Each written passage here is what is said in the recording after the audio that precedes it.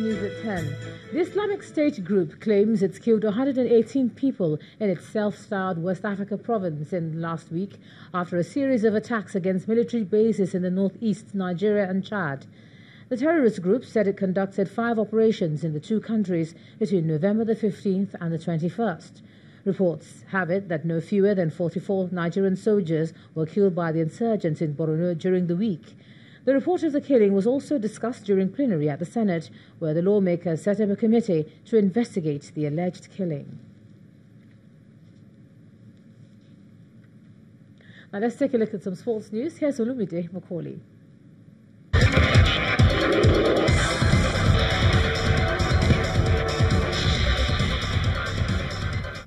Thank you, Ijoma. Hello and welcome to Sports News. Super Falcons coach Thomas Dennerby expects his team to continue improving at the Africa Women's Cup of Nations.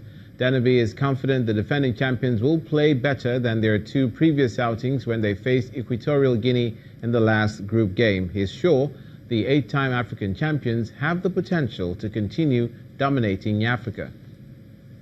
And we followed the plan. And we said already after the first game when we lost against South Africa that we don't do any changes. We have trust in what we are doing and we keep on doing it better and better for each day. And we also said already after the first game that we probably will improve the team during the tournament.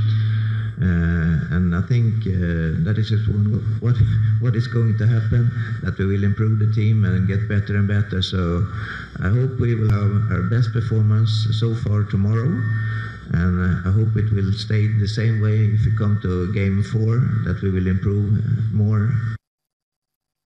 Meanwhile, Super Falcons captain Rita Chikelu insists they will not underrate Equatorial Guinea, despite the fact they've crashed out of the Women's Africa Cup of Nations.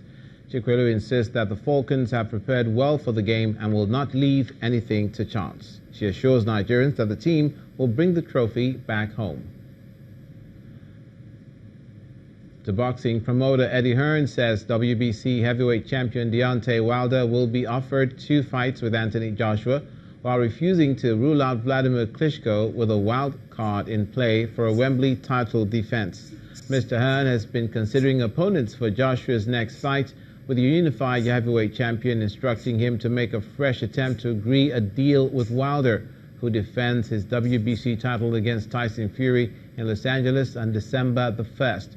If Wilder successfully overcomes Fury, there is a 3-week window to finally trash out terms with the Americans team for 2 fights between the rival belt holders.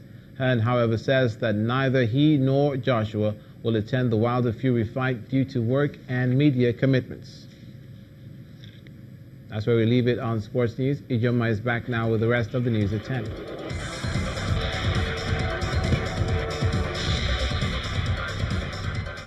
Thanks, Olumide. The UK has announced that it has given £50 million in aid money to help stop female genital mutilation in Africa. The government says this is the biggest single investment to date in the world to help the FGM by 2030. Charity group Action Aid welcomed the funding, but says focusing on FGM alone is not enough to end violence against women. FGM has been illegal in the UK since 1985, and further laws in 2003 and 2005 made it an offence to arrange the practice outside the country for British citizens or permanent residents.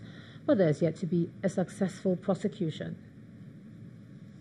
In Pakistan, 2 policemen have been killed and a security guard injured in an attack on the Chinese consulate in the city of Karachi. Reports say up to 4 gunmen tried to enter the consulate but were stopped by security guards at a checkpoint. The Chinese consulate in Karachi came under attack when 3 bombers targeted the compound. At least 2 police officers have died. Images from the scene show bags filled with explosives, where the insurgents were reportedly killed before they could enter the unit. The attack has been claimed by the Balochistan Liberation Army, an ethnic insurgent group that says it opposes what it calls Chinese exploitation of the country's resources. Neighboring China is Pakistan's closest ally and its main benefactor. All Chinese consular staff and family members in China's consulate in Pakistan are safe. Prime Minister Imran Khan had expressed condolences to the consulate. The Chinese side strongly condemns any violent attacks targeting any diplomatic missions and requests the Pakistani side takes measures to ensure the safety of Chinese nationals and organizations. China expresses condolences for the 2 dead Pakistani security officers, as well as the families and those injured. The attack is the most prominent against China in Pakistan's history. In another incident on Friday, at least 20 people were killed in a bomb attack in northwest Pakistan. The blast occurred in a mostly Shiite neighborhood in the Orakzai district. Police say the assailant, who was on a motorbike, drove into a crowded marketplace. Pakistan's Shiite minority has often been the target by Sunni extremists.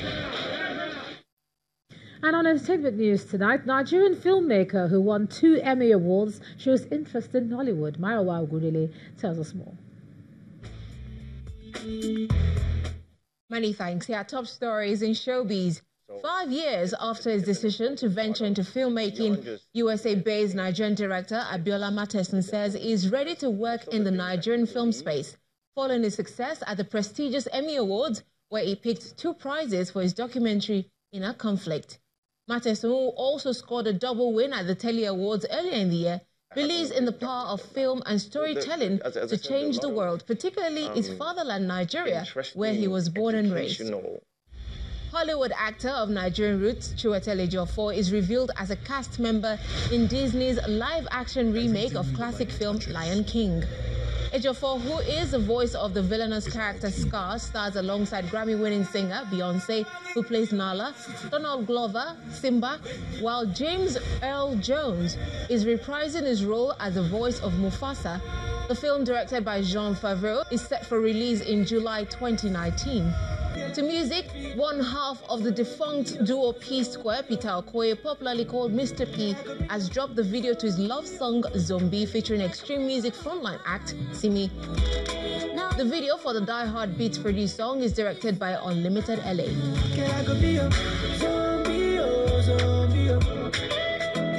And that's it from me tonight. Thanks for watching. The rest of the news at 10 returns shortly. Thanks a lot, Mayowa. And the main news again. President Muhammadu Buhari today talked tough on his administration's fight against corruption and restated the resolve to ensure no culprit escapes jail eventually. Also today, the United Nations cautioned against electoral violence and malpractice as it took the message to Benue and Anambra states ahead of the 2019 polls. And 4 people, including 2 policemen, were today killed as gunmen attacked the Chinese consulate in the Pakistani port city of Karachi. And that's the news at 10 tonight. Thanks so much for staying with us. I'm Ijoma Bonyato. Do have a great weekend. Good night.